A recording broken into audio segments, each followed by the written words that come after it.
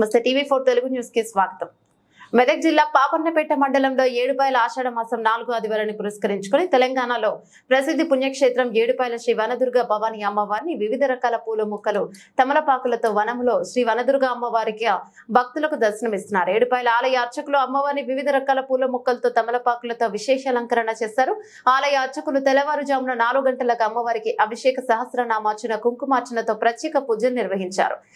ఆలయం ఏడుపాయలు అమ్మవారిని దర్శించుకోవడానికి భక్తులు ఉదయం నుంచే స్నానం ఆచరించి అమ్మవారిని దర్శించుకుని మొక్కులు చెల్లించుకున్నారు. ఆదివారం సెలవు దినం కావడంతో ఆ తెల్లవారుజాము నుంచి అమ్మవారి దర్శనం కోసం ఏడుపాయలో భక్తుల రద్దీ పెరిగింది. ఏడుపాయల అమ్మవారి దర్శనానికి వచ్చే భక్తులకు ఎలాంటి అసౌకర్యాలు జరగకుండా ఏడుపాయల ఆలయ చైర్మన్ ఈవో అన్ని ఏర్పాట్లను చేశారు.